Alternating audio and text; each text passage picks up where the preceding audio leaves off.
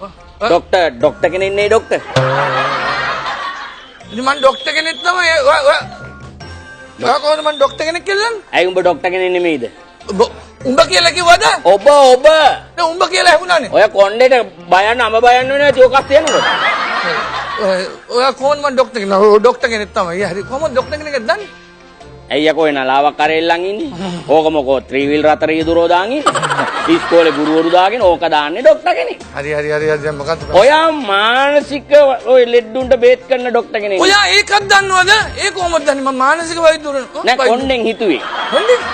කොණ්ඩෙන් හිතුවේ. මට කියන්න ඔයා කවුද? ඔයා මොකද්ද විස්තරය කියන්නේ? බලට මේ දවස්වල මාර chance නේ. උඹ කිව්වා? ඔබ කොණ්ඩේ හරියට දැන් මට එන්න උඹ මටෙන් බාගෙට වාගයක් පිස්සුනේ අම්මේ කල්ල මරේ නේ. අපි දැකලා තියෙනවා නිතරම බැංකුව පැත්තේ එනවා. සල්ලි ડોක්ටර්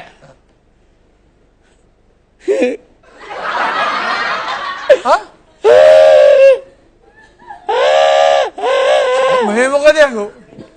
යකෝ එන්නේ පිටුපටියට අඬනවා වගේ.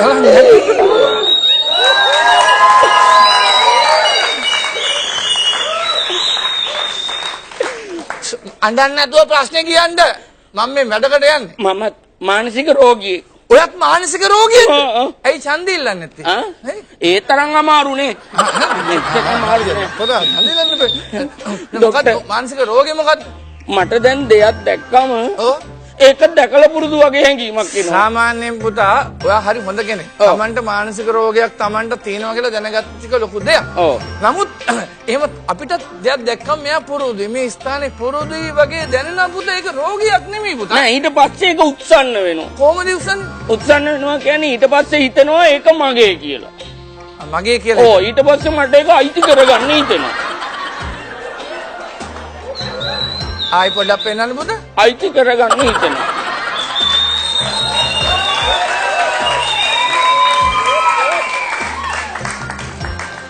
මම පුතා ගෑනු ළමයි එහෙම හම්බෙලා තියෙනවද එහෙම? හතර දෙනෙක්. හතර දෙනෙක්. පුරුදුයි වගේ දැක්කා ඉතින් ඉවර. නෑ. මට නිකන් මුලින් පුරුදු වගේ දැනුණා. පස්සේ මට දැනෙන්න ගත්තා ඒගොල්ලෝ මගේ වගේ. ඊට පස්සේ මට අයිති කරගන්න ඕන වුණා. මොකද්ද උනේ ඊට පස්සේ? ඊට පස්සේ මට ගැව්වා. කවුද? නෝන ගෑන් ළමයිට ගැව්වා. ගෑන් ළමයි ගැව්වේනේ. ඒගොල්ලෝගේ හස්බන්ඩ්ලා කියලා කට්ටියක් ඇවිල්ලා අඩෝ අපේ ගෑණි කියලා ගහලා අරන් ගියා. ඒක හරියන්නේ නැහැ නේ පුතා. ඒක හරියන්නේ නෙවෙයි. දැන් මොකද්ද? අනේ ડોක්ටර් මට මේ මානසික රෝගීට බේතක් කරන්න ડોක්ටර්. හෙට එන්න පුතා. හෙට එන්න. බෑ දැන් අපි ගමු ડોක්ටර්. මම මෙච්චර අසරණ වෙලා ඉන්න මොකද්ද ડોක්ටර් දැන් ගමුකෝ. දැන් මොකද අසෙන් මම දැන් හෙට කරගමු. හෙට මගේ ඩිස්පෙන්සරි දෙන්න පුතා. අනේ ડોක්ටර් දැන්ම කරමු ડોක්ටර්. මං ඊයේ රැත් දැන් මේ පොලිසියේ ඉඳලා ආවේ. පොලිසිය මොකටද ඉතින්? මට ගැව්වා ડોක්ටර්. පොලිසිය මානසික රෝගියෙක්ට ගහන්න අයිතියක් නැහැ පොලිසියට. මොකද ඇත්තටම දැන් මිනිස්සු හිතන්නේ නැත්තේ ඇයි අපි මානසික රෝගීන් කියලා. දැන් ඔයාට පොලිසිය ගැව්වේ? මම shopping කළා කියලා. යකෝ shopping කළා කියනනේ යකෝ එන ලංකාවේ ගෑනු ටිකට ගහන්න ඕනේ. ඔය shopping කෙනෙල්ලට යකෝ මාර කෙනෙල් පොලිසියෙන් එලවෙලව ගහන්න බෑ. මං රෙදි ගත්තා කියලා ගැව්වා. ඒ හාමුදුරනේ එහෙම රෙදි ගත්තා කියලා කවම ගහන්නේ නැහැනේ පොලිසිය. early shopping කළා කියලා ගැව්වේ. What's the meaning of early shopping? මොකද?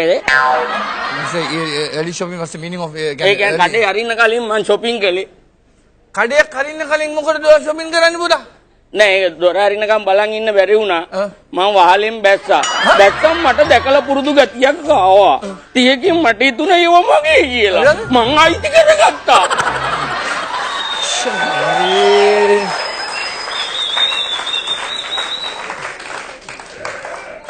නොගා හිතීද?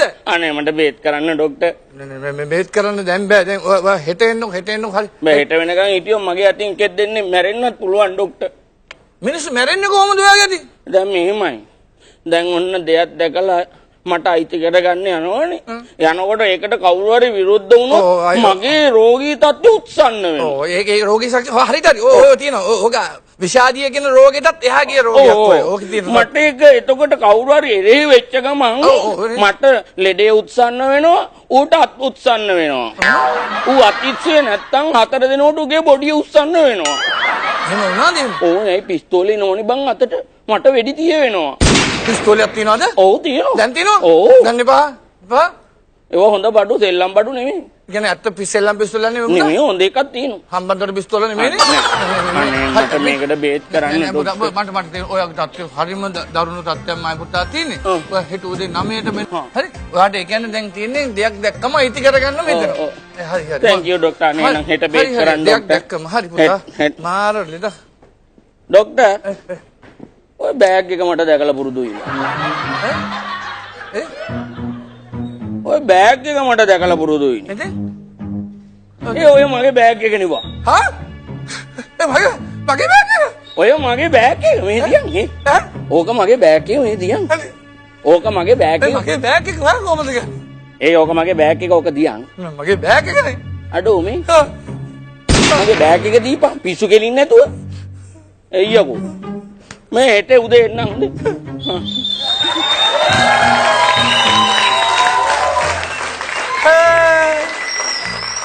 ඇත්තටම මුල්ලෙඩෙත්ද කොරෙත්ද මගේ සල්ලි බෑග් එක පොලීස්. ඇතරම මේ රසික රසිකාවියෝ hina වුණ හැටියට ඒ හාස්‍ය රසය හරියටම වින්දා කියලා අපිට තේරුණා. ලොකු සන්තෝෂයක්. ලේසි වැඩක් නෙමෙයි මේ මිනිස්සු හිනස් වෙනවා කියන එක. ලෝකයක් හිනස් වෙනවා කියන එක අමාරු වැඩක්. ඒකේ යම් කිසි දෙයක් තියෙනවා මම හිතන්නේ ඒක ලබා ගන්න හරි අමාරුයි. මම හිතන්නේ ඒ දේ හරියටම මේ අපේ මේ දෙපළ කෝට් එක දැකලා පුරුදුයිනේ. ඒ කෝට් එක දැකලා පුරුදුයිනේ. මොන එකක් ගලවන්න. ඒ දේ ඇත්තටම කරගන්න අමාරුයි. ඒක තමයි මේ කරන්නේ. දැන් මේකත් මේ මගේ කෝට් එක නේ බා. මේ කරන්නේත් ඒක තමයි. මේ මගේ කෝට් එක. ඔය පිස්තෝලේ දිනවද? ඔව් පිස්තෝලේ තියෙනවා. ඉතින් මේ පිස්තෝලේ මම දැකලා පුරුදුයි. මෙයා